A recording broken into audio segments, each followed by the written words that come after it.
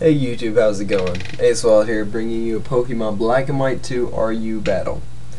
This battle was a pretty decent battle, I have to say.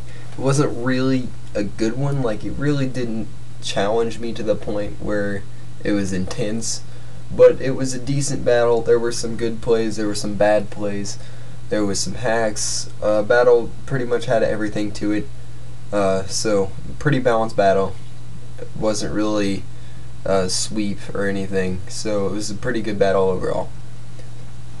You may have noticed how I haven't been uploading in a while.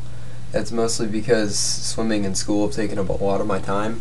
I apologize for that, and I promise I will start uploading more as soon as I can, which should be within the next 2 weeks or so when swim season ends. So getting to the battle. He's going to lead off with his Scolipede as I lead off with my Galvantula. Because I'm pretty sure he's going to start off with his hazards, I feel that it's safe to go for the Volt Switch automatically and get as much damage off on that Scolipede as I can. So it takes it about halfway down, which is pretty good for a Volt Switch. So I switch into Sand Slash because Sand Slash can pretty much take anything that this Scolipede has to throw at me. He opts to go for the Mega Horn, and it takes me down about 1/3 of the damage, and I go for the Earthquake just to get the Scolipede down as much as possible. I guess it really didn't have a point overall, I just felt like going for the Earthquake, so I did.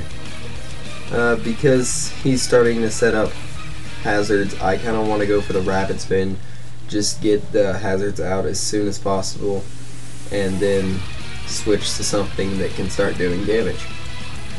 So that's exactly what I do.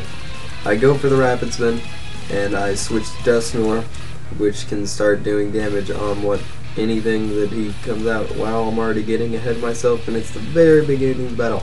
I apologize. So let's just wait until he goes. Okay, there's Dusknoir. Okay, let's go. Okay, so Dusknoir versus Slowking. I'm pretty sure I'm going to be faster because Slowking has the word slow in its name, so it's obviously going to be slower than anything. Not really. See how my logic doesn't really always work there. But whatever. I am faster, I go for the substitute so I can scout out anything that he goes for. Ends up going for the Scald. And here I make a really stupid play. Like I said, there were bad plays in this, and the first one made was by me. So I go for the Sucker Punch, even though the Scald is obviously coming. I knew it wasn't going to even get down halfway, to be honest. And I ended up getting burned. My Dusknoir is basically screwed at this point, and it's now death fodder for anything that I want it to be death fodder for. So yeah, I'm obviously going to take out Dusknoir because it's screwed now, and I'm going to go into Moongus, because a Moongus can tank anything that Slowking has to throw at me, as Slowking goes for the Slack Off and recovers HP, but I don't really care. So he goes for the Flamethrower, and like I said, Amoonguss can take anything. It only did 1/3 and it's super effective, so that's awesome. So I go for this Toxic, and just that basically cripples the Slowking. It ensures that it cannot stall me at all, which does end up paying off very late in the game, but you will see that later. So he goes for the Calm Mind, as I'm going to go for the Giga Drain just to get some more damage on the Slowking. Just also to figure out what kind of set it is, what he's running, everything like that. So it seems like he's running a semi-offensive set. It's kind of a stalling set with Flamethrower, Scald, the usual stuff. Pretty standard set. But because he is toxic and now he's going to start losing it, he wants to set up more. So I'm going to go out to Galvantula just to try to take out that thing as much as possible, because Slowking can be a problem even when they're toxic. Okay, so I'm going to go for the Thunder, which really was not a good decision. I probably should have just stuck with the Volt Switch or the Bug Buzz, because Thunder, even though it's 93.3% with Galvantula's ability, still has that 7% chance of missing, which of course, because Hax is always magnified for me by 10, it means that there's a 70% chance of missing there. So of course I'm going to miss. Okay, See my logic right there? Yeah. So I miss, takes out with flamethrower, and then I go into primate just to scare it out because a U-turn will probably do a lot to Slowking, and it ended up doing a pretty good amount to that Uxie. Probably was max damage, critical hit. Kind of got screwed over by that because it kind of made me think that maybe, just maybe, Feraligatr could come in and take it out with a crunch. Turns out I was dead wrong. So Feraligatr does not quite take it out. Probably got minimum damage on that, to be honest. And now I am paralyzed, which absolutely sucks because Feraligatr is crippled. Not exactly useless yet, but he's not really much of a help anymore. So he goes into Galvantula, and I obviously cannot do anything versus that. It's paralyzed Feraligatr versus Galvantula. I cannot do anything. So I switch out to Mungus because Mungus once again lost everything in RU tier. I have no idea why it's in you, but whatever, I'm not complaining. I use it in RU anyway. So takes less than a 16th its HP in damage, which is awesome. Recover full with leftovers, and then go for the Spore to whatever he wants to switch in, which ends up being his Typhlosion, which is awesome for me because Typhlosion could have been a huge threat based off the set, which I never end up figuring out in this battle. I'm going to tell you that right now because I go for the close combat and it takes it down. Not really, it still lives, but whatever. I'm just going to go for the close combat. I'm figuring he's just going to stay in and use it as fodder, so he wants to take out my primate, but apparently he doesn't do that. He switches in his Galvantula to take the hit for some reason. I don't know. I have no idea why he did that. I'm trying to rationalize it, but I really can't. That just doesn't make sense to me. And this really doesn't make sense to me. Why did he leave that in? Was he trying to figure out if primate was scarfed or what? I don't know. I can't figure it out.